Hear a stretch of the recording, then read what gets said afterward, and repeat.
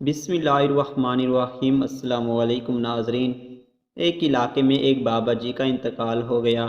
جنازہ تیار ہوا اور جب اٹھا کر قبرستان جانے لگے تو ایک آدمی آیا اور چارپائی کا ایک پاؤں پکڑ کر بولا، مرنے والے نے میرے 15 لاکھ روپے دینے ہیں، پہلے مجھے پیسے دے دو، پھر اس کو دفن کرنے دوں گا۔ آپ تمام لوگ کھڑے تماشا دیکھ رہے تھے۔ بیٹوں نے کہا، مرنے والے نے ہمیں کوئی تو ایسی بات نہیں بتائی کہ وہ مقروض ہے، اس لیے ہم پیسے نہیں دے سکتے۔ مرنے والے کے بھائیوں نے کہا، جب بیٹے ذمہ دار نہیں تو ہم کیوں دیں؟ اب سارے کھڑے ہیں اور اس نے چارپائی پکڑی ہوئی ہے۔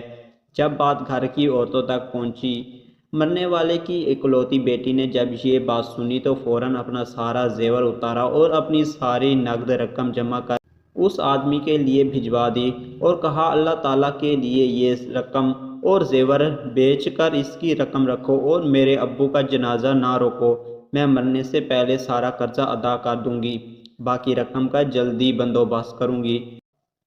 اب وہ شخص کھڑا ہوا اور سارے مجمع کو مخاطب کر کے بولا، اصل بات یہ ہے کہ میں نے مرنے والے سے 15 لاکھ لینے نہیں بلکہ اس کے 15 لاکھ دینے تھے، اور اس کے کسی وارث کو میں جانتا نہیں تھا، تو میں نے یہ کھیل کھیلا۔ اب مجھے پتہ چل چکا ہے اس کی وارث ایک بیٹی ہے اور اس کا کوئی بیٹا اور کوئی بھائی نہیں ہے۔ اب بھائی منہ اٹھا کر اسے دیکھ رہے تھے اور بیٹے بھی۔ محترم دوستو، جن کی بیٹیاں ہیں بہت خوش نصیب ہیں، لہٰذا بیٹیوں کی پیدائش پر خوش ہونا چاہیے۔ بیٹیوں کی شرائط میں بہت فضیلت بیان کی گئی ہے۔